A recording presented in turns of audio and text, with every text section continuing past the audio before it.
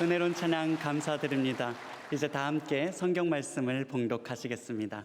오늘 우리에게 주시는 하나님의 말씀은 로마서 1장 18절에서 32절까지의 말씀입니다. 제가 가지고 있는 성경은 신약 성경 240페이지입니다.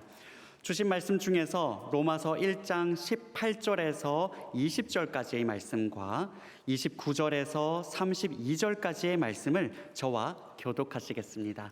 제가 먼저 읽겠습니다. 하나님의 말씀입니다. 하나님의 진노가 불의로 진리를 막는 사람들의 모든 경건하지 않음과 불의에 대하여 하늘로부터 나타나나니 이는 하나님을 알 만한 것이 그들 속에 보임이라. 하나님께서 이를 그들에게 보이셨느니라. 창세로부터 그의 보이지 아니하는 것들 곧 그의 영원하신 능력과 신성이 그가 만드신 만물에 분명히 보여 알려졌나니 그러므로 그들이 핑계하지 못할지니라. 이어서 29절 말씀 제가 먼저 읽겠습니다. 곧 모든 불의, 추악, 탐욕, 악의가 가득한 자요 시기, 살인, 분쟁, 사기, 악독이 가득한 자요 수군수군하는 자요 비방하는 자요 하나님께서 미워하시는 자요 능욕하는 자요 교만한 자요 자랑하는 자요 악을 도모하는 자요 부모를 거역하는 자요 우매한 자요 배약하는 자요 무정한 자요 무자비한 자라. 함께 있습니다. 그들이 이 같은 일을 행하는 자는 사형에 해당한다고 하나님께서 정하심을 알고도 자기들만 행할 뿐 아니라 또한 그런 일을 행하는 자들을 옳다 하느니라. 아멘. 할렐루야. 저는 오늘 로마서 강의 세 번째 인생의 진면목 그리고 인생의 민낯, 인생의 생얼을 말씀하겠는데 여러분들이 1장 오늘 18절부터 30절, 15절인데요. 앞부분하고 뒷부분을 읽었습니다마는 이 하나님 말씀은 살았고 운동력이 있는 것이에요. 그래서 중간은 안 읽었는데 일부러 저하고 같이 읽으려고 안 읽었어요. 24절부터 27절까지를 저와 같이 한 번 더 함께 교독하도록 하겠습니다. 24절 제가 봉독합니다. 하나님의 말씀입니다. 그러므로 하나님께서 그들을 마음의 정욕대로 더러움에 내어버려 두사 그들의 몸을 서로 욕되게 하게 하셨으니 25절 피조물을 조물주보다 더 경배하고 섬김이라. 주는 곧 아멘. 하나님의 진리를 거짓 것으로 바꾼다는 것이에요. 하나님이 없는 사람들은 26절 보겠습니다. 같이 보죠. 이 때문에 하나님께서 그들을 부끄러운 욕심에 내어버려 두셨으니 곧 그들의 여자들도 순리대로 쓸 것을 바꾸어 영리로 쓰며 순리가 아니라 영리고 27절 보겠습니다. 그와 같이 남자들도 순리대로 여자 쓰기를 버리고 서로를 향하여 음욕이 부릴 듯하며 남자가 남자와 더불어 부끄러운 일을 행하여 그들의 그릇 때문에 상당한 보응을 그들 자신이 받았느니라. 아멘. 여기 보니까 남자들도 순리대로 여자 쓰기를 버리고 소위 이성애가 아니라 서로를 향하여 음욕이 부릴 듯하며 남자가 남자와 더불어 부끄러운 일을 행했다. 여러분 로마 시대인데 로마 시대의 황제 초기의 황제 15명 가운데 14명이 동성애자들이었어요. 그러니까 로마의 그 찬란한 문화가 사실은 밑으로는 곪고 썩고 있었던 것이에요. 오늘 이런 말씀들을 통하여 우리 개인적으로도 우리 모두의 오늘 회중 찬송을 했잖아요. 우리 마음속에 더러운 죄를 그대는 씻겨 있는가? 오늘 그리스도의 보혈의 능력이 분명하고 확실하게 오늘 이 말씀을 듣는 본당, 별관 또 여러 방송 듣는 여러분들에게 마음속에 수많은 더러운 죄들이 그리스도의 보혈의 능력으로 정결하게 되는 능력을 오늘 체험하기를 소망하는 것입니다. 오늘 제가 이 말씀을 근거로 여러분들이 좀 생각할 기회를 드리겠는데, 먼저 17절 앞에 본문에 보니까 복음에는 하나님의 뭐가 나타났죠? 의가 나타났다. 오늘 18절 읽었는데, 그런데 18절에는 뭐라고 하냐? 하나님의 뭐에? 진노가 나타났다. 이 나타났다는 이 단어가 굉장히 강력한 단어예요. 하나님의 진노가 나타나고 복음으로는 하나님의 의가 나타났다. 이 두 가지는 서로 연계가 되어 있고 또 구별도 되어 큰 구별이 있어요. 나타난다는 이 말이 현재 시제, 지금 그렇다 했지만 과거가 아니라 지금 하나님의 의는 피의 복음을 믿을 때마다 예수님의 의가 우리에게 전가된 줄로 믿습니다. 이 말이에요. 지금.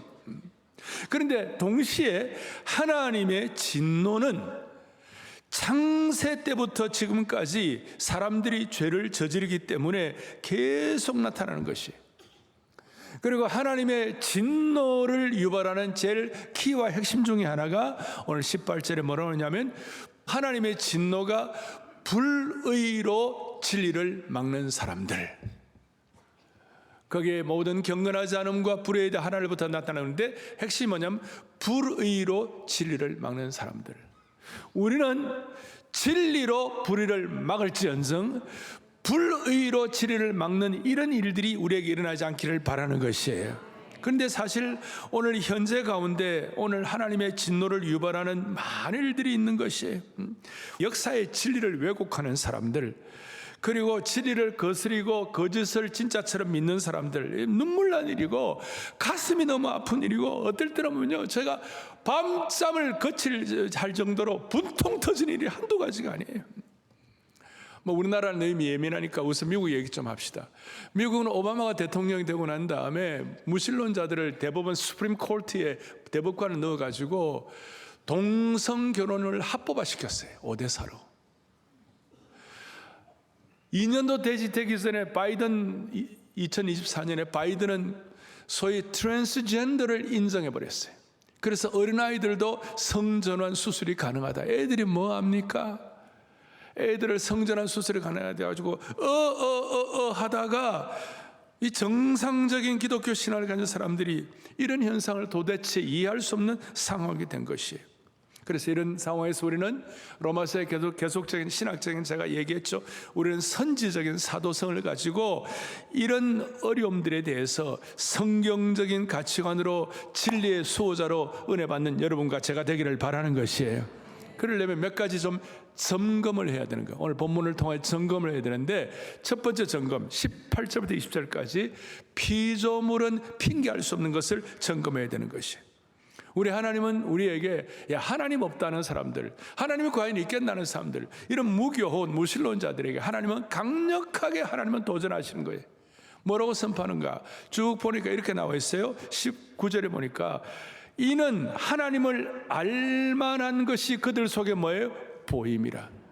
하나님께서 이를 그들에게 보이셨느니라. 창세로부터 그의 보이지 않은 것들, 곧 그의 영원하신 능력과 신성이 그가 만드신 만물에 분명히 보여 알려졌다 그랬어요. 이 단어도 강한 단어입니다. 어리버리한 단어가 아닙니다.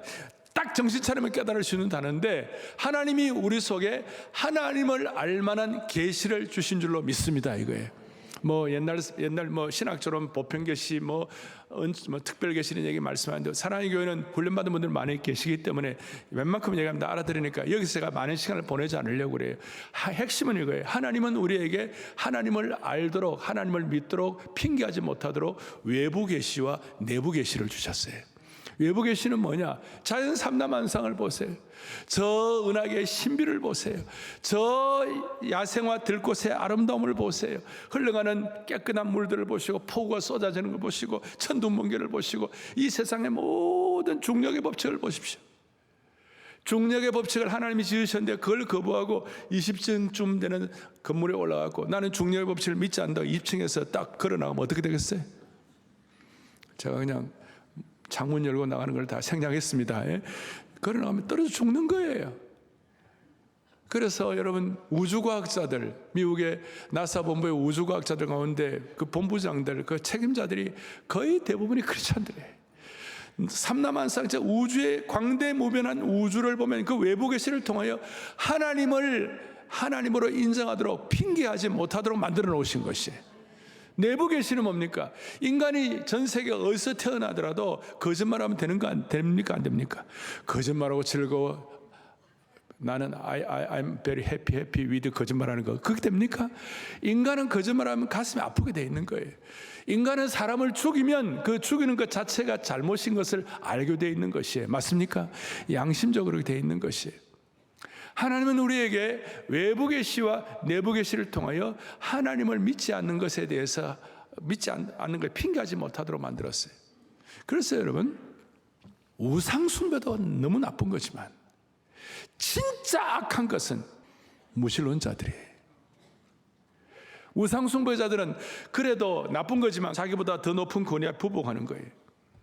그런데 무신론 지구에서 가장 극단적이고도 부자연스러운 철학이에요. 무신론자가 되기 위해서는 어마어마한 창조 질서와 인간 세계에 나타난 하나님의 분명한 진리를 확실하게 부정해야 하니까 자신의 양심에 있는 하나님에 관한 진리를 의도적이고도 반복적으로 불의를 진리로 가로막는 역할을 하니까. 그래서 무슨 일이 벌어졌습니까? 불의로 진리를 막는 사람들의 죄목들이 쫙 나오고 있어요. 21절부터 23절까지 이렇게 나와 있어요. 역동적으로 바울이 이걸 고발하고 있는데, 첫째 21절에 뭐라고 했냐? 첫째, 시작. 하나님을 알되 하나님을 감사하지도 않아. 이 제목 앞부분에 뭐냐면 먼저 감사하지 않는 제목이 있어요. 감사하지 않는 거예요. 여러분, 이 감사가 죄가 되구나, 감사가 문제가 되구나, 많은 죄들이 감사하지 않는 출발했구나, 이거 웬만큼 알지만 여러분 절감하셔야 돼요. 예를 들어 이런 거예요. 오늘 이 본당에서 누가 휴대폰을 잃어버렸는데 그걸 가지고 이제 휴대폰을 찾아서 그 휴대폰 잃어버린 당사자에 전달해 줬다고 하십시다. 우리가 인격을 가진 그런 분들이라면 아이고 정말 감사합니다, 제가 참 정말 고맙습니다, 이렇게 해야 되지 않겠어요? 그런데 그거 받고도 이러면 되겠어요? 그거는 무례하고 교양 없는 사람들이에요. 그래서 매사에 감사하는 사람들은 삶의 귀하고 좋은 것들에 대해서 출처를 표시하는 거예요. 이 모든 귀한 것들은 made in God, MIG예요. made in church, made in God. 표기를 하는 거예요. 그런데 자신의 지혜를 자랑하는 교만한 사람들은 출처 표기를 안 합니다. 출처하기를 싫어합니다. 왜냐하면 출처를 하나님께 돌리고 감사하는 순간 자기 어떤 주장, 자기 주권이 줄어든다고 자기 통제가 줄어든다고 생각해요. 그래서 여러분, 인간은 감사할 이유가 없어서가 아니라 감사하면 내가 작아지니까 감사하지 않는 헛똑똑들이 너무 많아요. 감사하면 내가 작아지니까. 그러니까 자연스럽게 22절 두 번째로 어떤 일이 벌어지니까 스스로 지혜 있다 하나. 어렸어요. 스스로 지혜 있다고 주장하는 것이. 참 재밌는 것 중에 하나가 예수 그리스도를 거부하는 사람들에게 발견되는 가장 흥미로운 사실 중에 하나는 거의 예외 없이 스스로 지혜 있다고 하는 사람들이에요. 소위 고등교육을 많이 받은 사람들 가운데 하나님을 대적하는 사람들이 너무 많아요. 전 세계 수많은 명문대학에 똑똑한 교수들 가운데 하나님을 대적하는 사람들이 많이 있다는 것이, 무신론자들이 많아요. 왜? 감사하지 아니하고 스스로 지혜 있다고 생각하니까. 그래서 이런 사람들이 하나님을 믿는 신앙인들, 동성애를 반대하는 사람들, 예수 믿는 이런 신앙인들을 명문대학에 있는 교수들이 모욕하고 공격하고, 너는 주체성이 없다, 너는 가치관에 틀렸다, 그런 식으로 얼마나 그렇게 해야 되는 소위 헛똑똑이들이 너무 많아요. 왜? 스스로 지혜 있다고 생각하니까. 그리고 세 번째 바울의 고발은, 첫 번째는 감사하지 아니하고, 크게 보면 두 번째로는 뭐예요? 스스로 지혜 있다고. 세 번째는 뭐라고 하느냐? 23절에 보니까 썩어지지 아니하는 하나님의 영광을 썩어질 사람과 새와 짐승과 기어다니는 동물의 우상 모양의 우상으로 바꾸었느니라. 하나님의 영광을 거부하는 것입니다. 다시 말하면 하나님의 영광을 썩어지지 아니하는 하나님의 영광을 썩어질 사람과 새와 짐승과 동물의 모양으로 바꾼 것입니다. 하나님의 진리를 거짓 것으로 바꾸게 된 것입니다. 그리고 피조물을 조물주보다 더 경배하게 된 것입니다. 인간은 근본적으로 우리는 하나님 피조물이기 때문에 하나님을 믿게 돼 있어요. 그런데 하나님을 믿게 되지 않으면 다른 것을 믿는 것이, 사람은 그렇게 되어 있는 거예요. 하나님을 예배하지 않으면 다른 것을 예배하게 되어 있는 것이, 하나님을 형상으로 지음받았기 때문에 하나님 예배하지 않으면 예배할 다른 대상을 계속해서 찾아내가지고 엉터리로 예배하고 거짓 신을 만들어서라도 예배하게 되어 있는 것이, 하나님 대신에 어떻게 새와 짐승과 파충류와 동물들의 형상대로 우상을 만드는 거예요.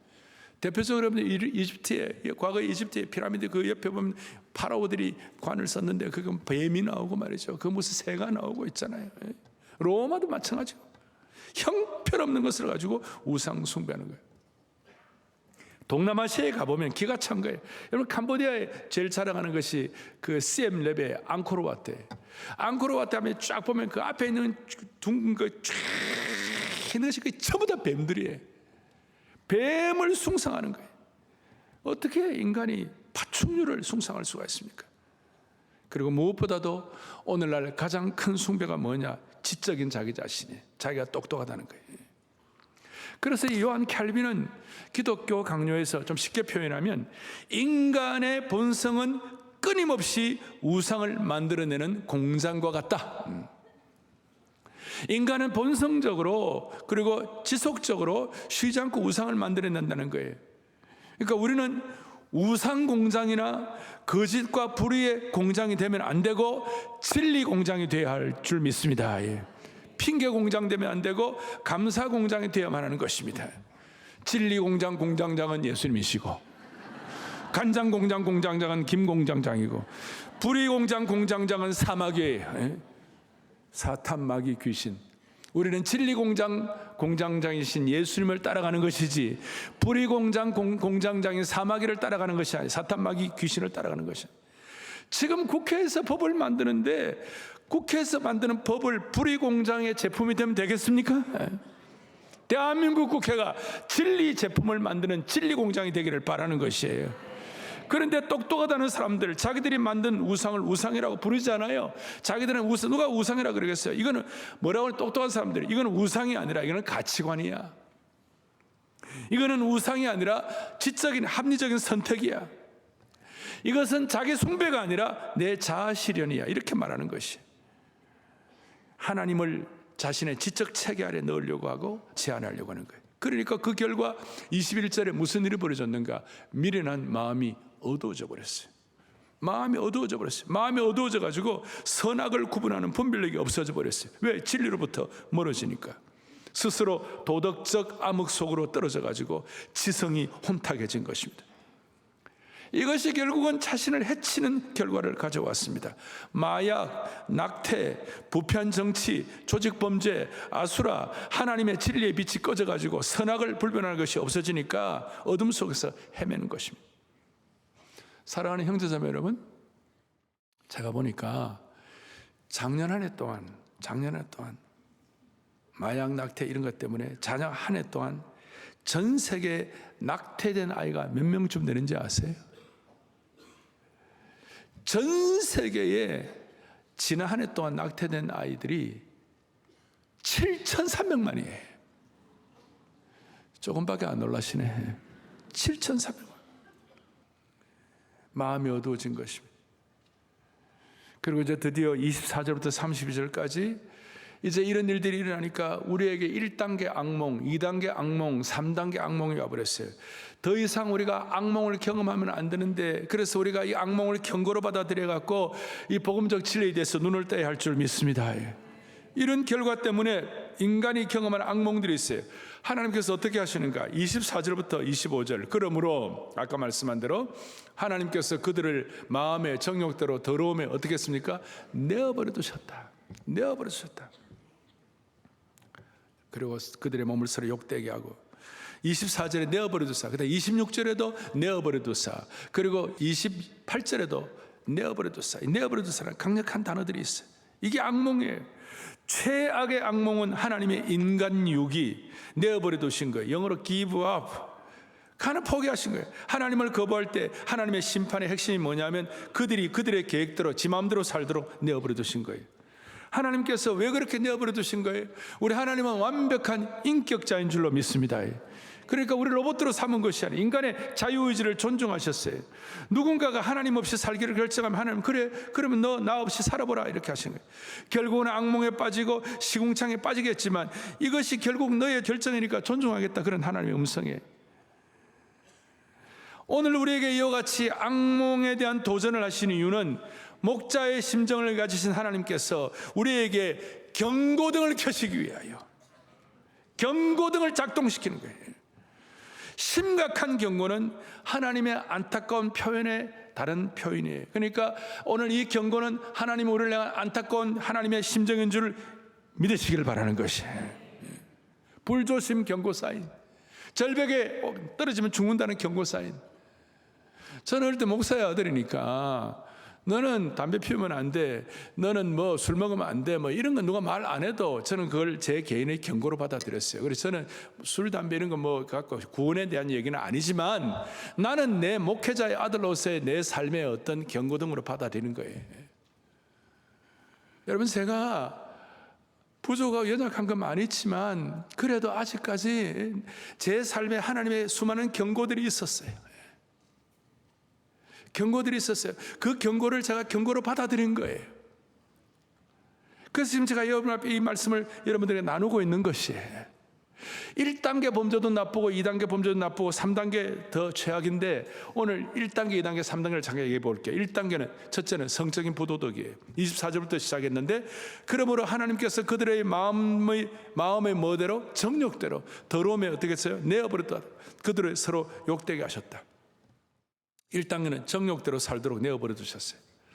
로마에 가면 로마 신전이 있어요. 신전에 가면 마지막은 어떻게 되느냐, 남창과 여창들, 거기서 난교가 벌어지는 거예요.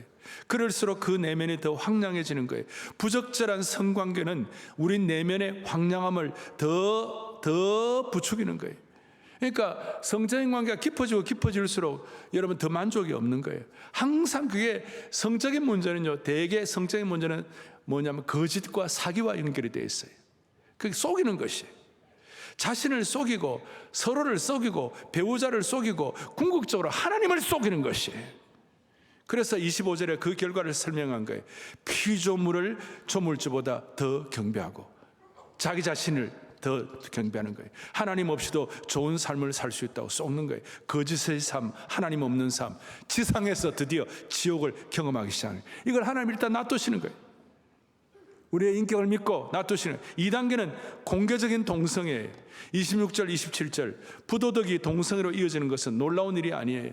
인간은 더 큰 자극을 요구해요. 제가 늘 말씀드리잖아요. 여자들 순리, 영리, 남자 순리, 영리. 여러분, 동성애는 순리입니까, 영리입니까? 영리예요. 이성애는 영리입니까, 순리입니까? 순리죠. 이성애. 남자와 여자, 하나님께서 지으신 하나님의 순리예요. 늘 말씀드리지만 우리 육체는 이 성적인 문제 이런 건 대우하면 대우할수록 더욱 버릇이 없어져요. 대우하면 자극이 올수록 더 큰 자극을 요구하는 것이, 인간의 정욕을 채우기에 충분한 성적인 것은 없어요. 항상 더 큰 자극을, 한계가 어디까지인지 끝까지 가버리는 거예요. 성의 문제는 수학 체감의 법칙이 작용하는 것이, 더 큰 갈등을 갖는 것이, 더 큰 자극을 원하는데 결국 그 끝은 항상 동성애로 가는 것이. 여러분, 로마가 동성애의 온상이었다고 말씀드렸죠. 로마의 우리가 존경했던 수많은 철학자와 정치 지도자들 가운데 많은 사람들이 동성애자들이었어요. 그리고 로마, 이제 다음 주에 제가 말씀드렸죠. 로마의 60-70%가 노예들이었어요. 그리고 귀족들이나 잘 사는 사람들이 이제 여유가 생겼어요. 옛날에 전쟁도 하고 이러다가 여유가 생겼어요. 그러니까 사람은 항상요, 여유 생기면 사고 치는 거예요. 중3, 고3이 항상 방학 때 사고 치는 거예요. 인생이 방학일 때 사고 치는 거예요.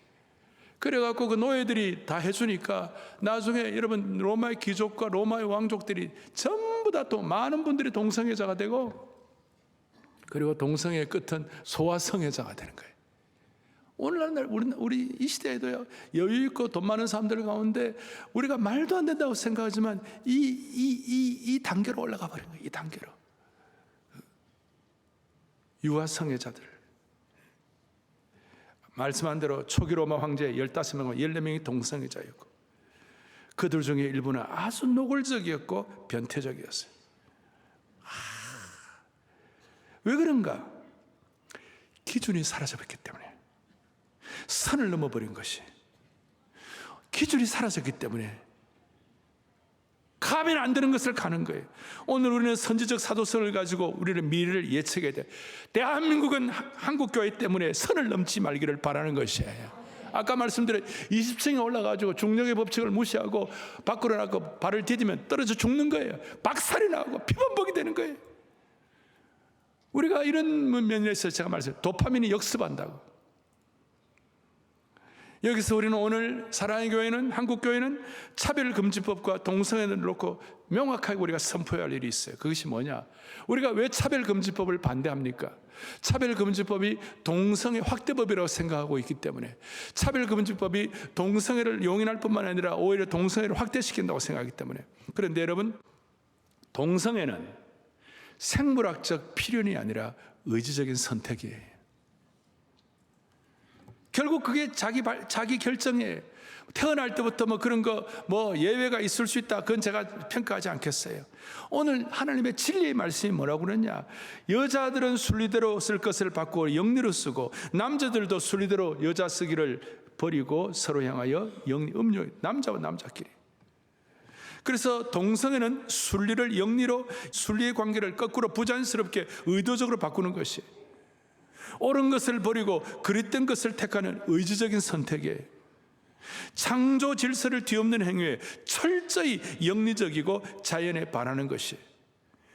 그리고 결국은 거기에 대한 마땅한 대가를 치르게 되는 것입니다. 광범위한 동성애와 차별금지법 제정은 하나님 없는 것의 전형적인 징조가 되는 것입니다. 이게 바울의 핵심 논리이고 바울의 고발입니다. 시대를 향한. 사람이 하나님으로부터 멀어질 때 하나님의 심판으로 광범위하게 치닫고 있는 것의 대표적인 것이 동성애라는 것입니다.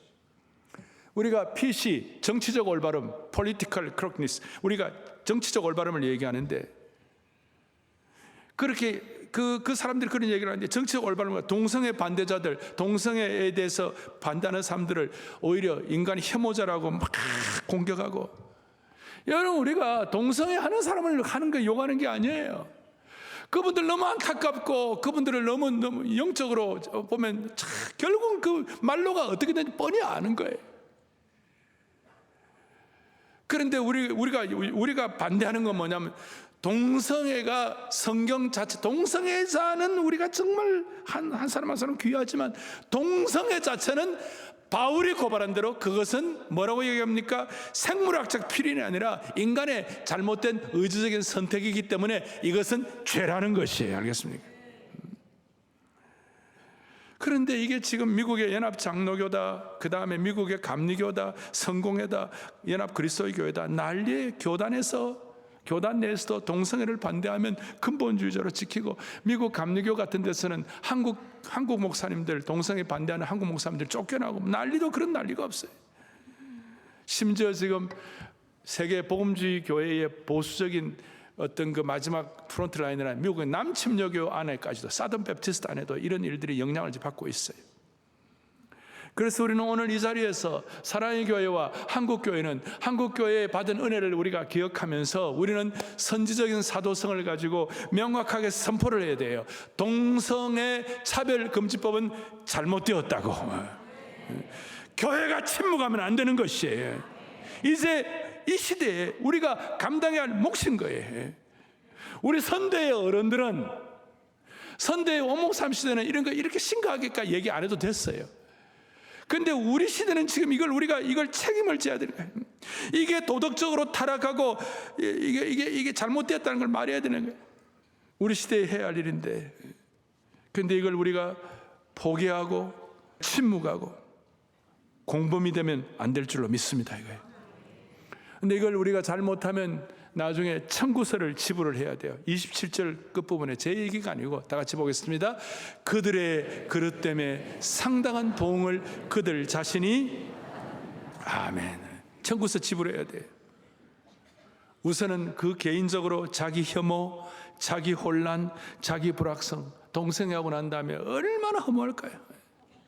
정서적인 보응을 받고 성병을 갖고 에이즈를 갖고 수많은 일들이 일어납니다. 비싼 대가를 치르고 그들 자신이 받는 거예요.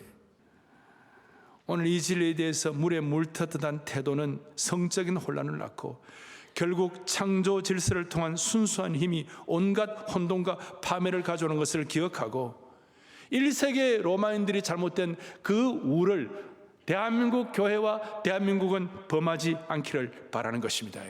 제가 지금 1단계, 2단계 성적인 부도덕, 공개적인 동성애 3단계, 이제 이 3단계가 사회 전체가 붕괴하기 직전에 마지막 단계가 되는 것이 28절부터 32절이에요.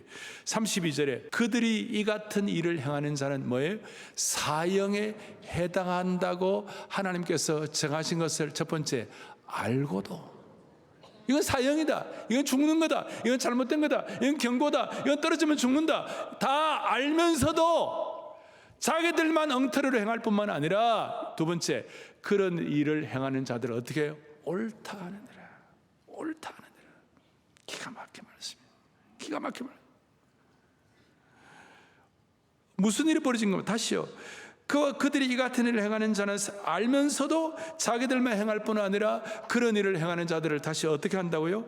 옳단다. 옳단다. 모든 도덕과 모든 기준이 상실되는 아주 처참한 상태가 되는 것이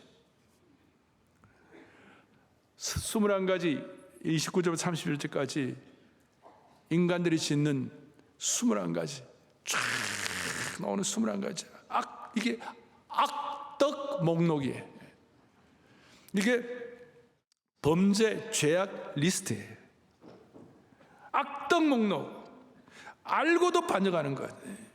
이 악덕 목록은 불의로 진리를 가로막는 사람들의 민낯이요 쌩얼인 것입니다. 드디어 무슨 일이 벌어지는가?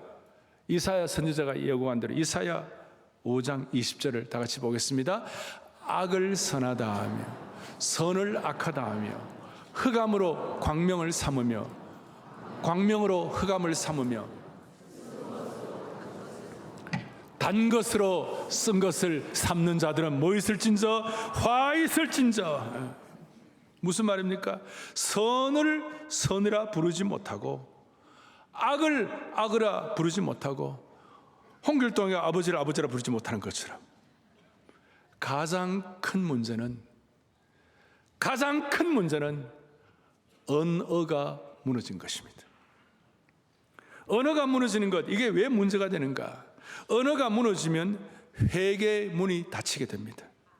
왜냐하면 회개는 내가 악을 행했다는 자복에서 시작되는데 언어가 뒤집혀지면 더 이상 죄를 죄로 인정하지 않는 것이 이게 지금 현 대한민국과 전 세계 문제가 되는 정치, 경제, 사회, 문화, 교육 모든 전반적으로 언어가 무너지는 거예요.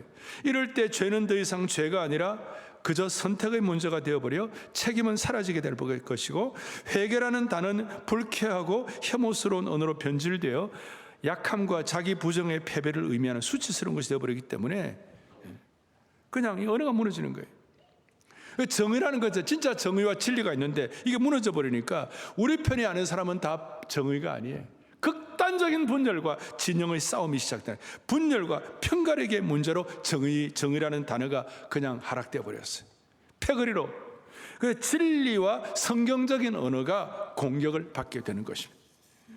악이 선이 되고 선이 악이 되는 사회에서 죄, 회개, 정의는 오히려 선택, 혐오, 분열로 치부되고 개인과 공동체가 치유와 회복의 길을 잃어버릴 수밖에 없는 거예요.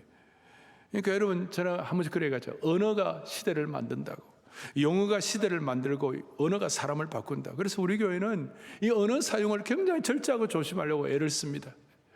그리고 이 언어가 제대로 된 언어로 정착할 수 있도록 첫 우리가 23년 전에 특세할 때 그때 주여 내 믿음의 전성기를 주옵소서 진짜 전성기는 내가 돈 많이 벌고 애쓰고 수고하기 전성기가 아니라 은혜를 받는 것이 전성기다 그 말이에요. 주여 내 생명에 기적을 주옵소서. 진짜 기적은 세상의 미라클의 기적이 아니라 내 생명의 능력을 회복하는 것이 기적이다 이 말이에요. 교회여 생명의 문을 활짝 열라. 새로운 미래를 향한 복음을 통한 새로운 토대가 준비되게 하여 주십시오. 이런 것이 언어의 정상적인 언어의 회귀입니다. 바울은 인간이 완전히 하나님을 떠나면 처음에는 자신들이 잘못된 것임을 압니다. 그럼에도 죄를 짓는 것, 그리고 더 중요한 것은 가해자들, 죄악된 사람들을 칭송하는 것, 이게 가장 극악이라는 거예요. 오늘 지금 이 상황이 잘못된 것을 칭송하는 이 세 번째 이 상황에 도달했어요. 이 바닥은 악이 선이 되고 선이 악이 되는 지점이 되었어요. 가해자들, 소위 악을 행하는 자들, 비진리가 공개적으로 칭송받는 반면에 하나님의 질서와 참된 도덕을 수호하는 자들이 비난을 받는 바닥이 된 것이에요. 제가 오늘 용어를 만들었어요. 진리가 교수도에 서고 불의가 왕좌에 앉는 비참한 상황이 된 것이, 이런 범죄에 대한 하나님의 사형 선고를 충분히 알고 있으면서도 보란듯이 이런 일들을 계속하고 있는 거예요. 다시요, 진리가 교수도에 서고 불의가 왕좌에 앉는 거예요. 사랑하는 형제 자매 여러분, 영가족 여러분, 이게 최악의 밑바닥이에요.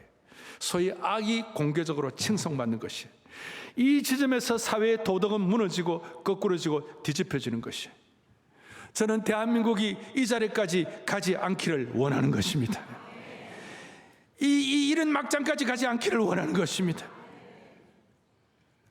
그런데 문제는 뭐냐? 하나님 없는 무신론자들, 하나님을 두려워하지 않는 자들, 하나님 없는 가해자들, 하나님 없는 프레임 전문가들이 오늘 이 사회의 핵심 영역인 교육과 미디어를 거의 장악해버렸어요.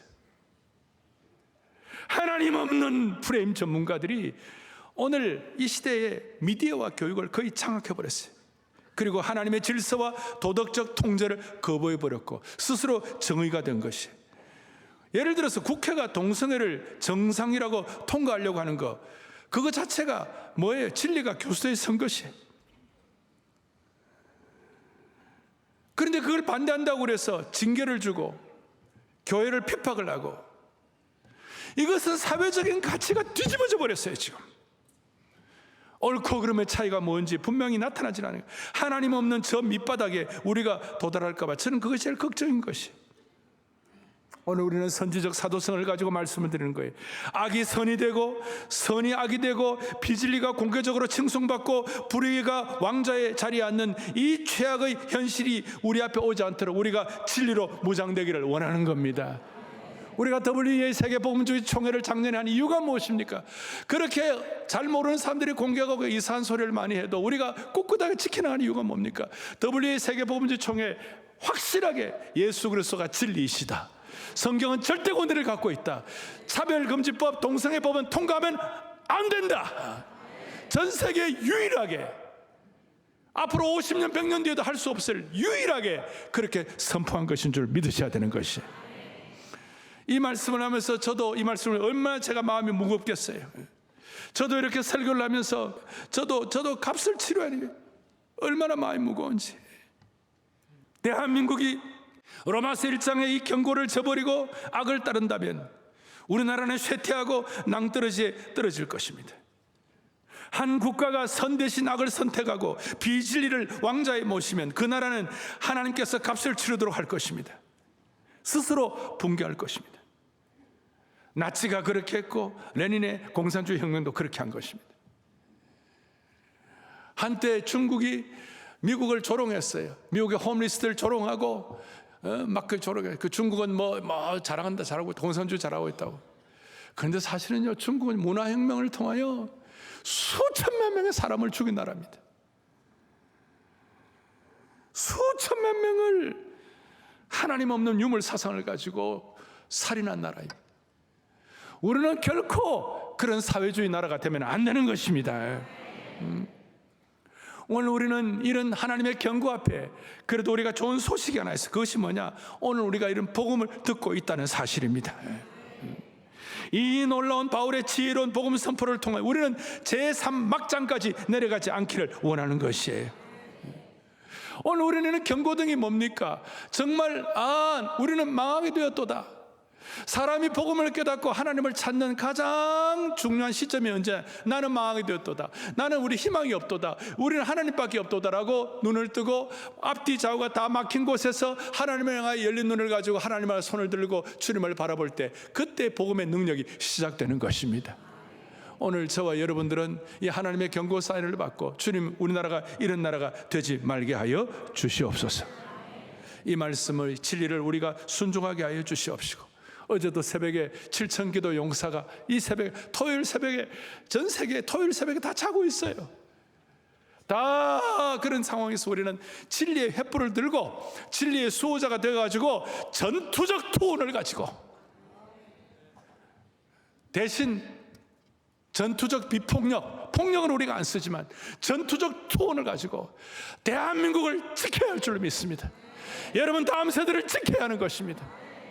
오늘 여러분들과 제가 이 사도적 선지성을 가지고, 이 마음의 확신을 가지고, 주여 오늘 이 자리에 이 말씀도 여러분들 때문에 이 나라가 지켜지게 하여 주옵소서.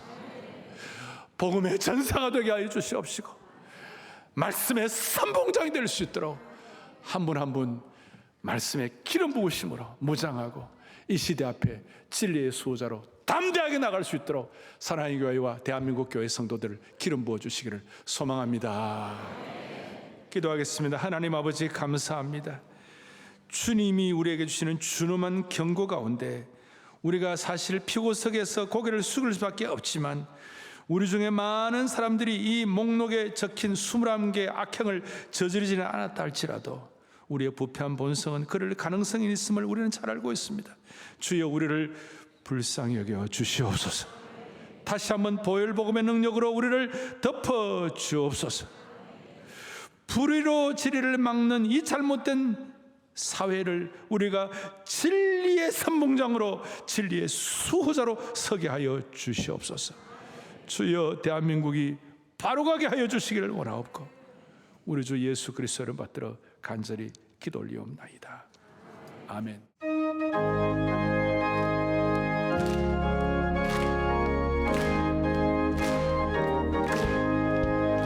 주의